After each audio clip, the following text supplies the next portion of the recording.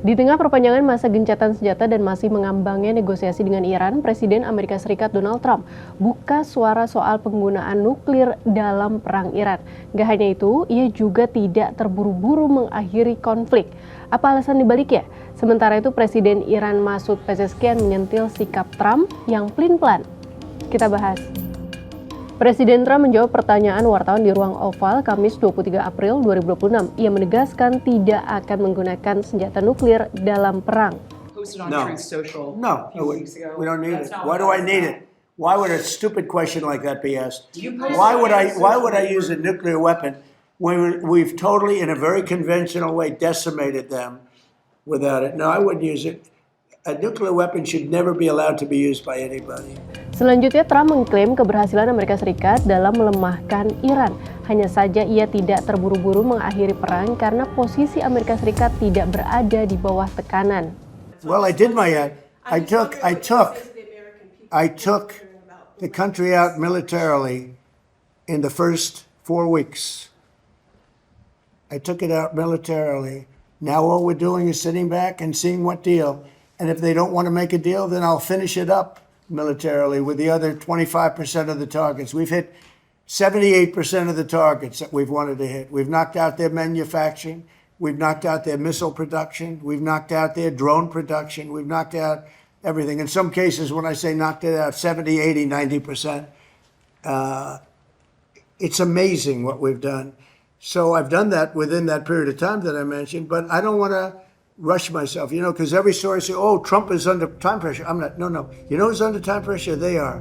Sementara itu, pada hari yang sama, Presiden Iran Masoud Pezeshkian melalui media sosial X menyampaikan pesan bahwa Iran terbuka untuk dialog guna menyelesaikan konflik.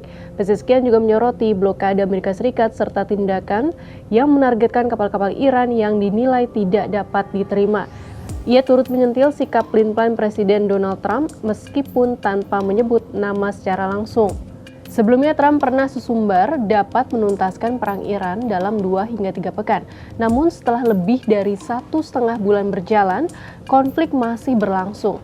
Trump dinilai terjebak dalam perang mahal yang ia mulai sendiri. Pada minggu pertama perang saja, Amerika Serikat menghabiskan sekitar 11,3 miliar dolar AS atau sekitar 195,33 triliun rupiah untuk operasi militer bertajuk Epic Fury. Dana tersebut digunakan untuk berbagai keperluan, mulai dari peluncuran ribuan rudal hingga bahan bakar ratusan jet tempur.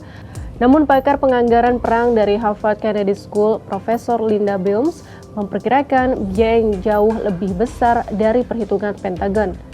Ia memasukkan komponen yang lebih kompleks seperti biaya rudal, pesawat tempur, kapal selam, kapal perusak, hingga gaji personel untuk penugasan jangka panjang. Selain itu, ia juga menghitung kerugian akibat jatuhnya 3 jet tempur F-15 di Kuwait akibat friendly fire, serta jet tempur F-15 dan pesawat serang A-10 yang ditembak Iran. Menurut Bilmes, biaya perang bisa mencapai sekitar 2 miliar dolar AS atau sekitar 34,59 triliun rupiah per hari dalam jangka pendek, dan ini baru sebagian dari keseluruhan biaya.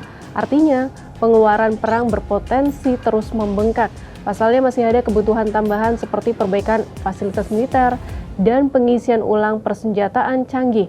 Setidaknya 20 instalasi militer AS di Timur Tengah dilaporkan rusak parah selama konflik, termasuk pangkalan militer dan sistem rudal yang perbaikannya diperkirakan memakan waktu bertahun-tahun.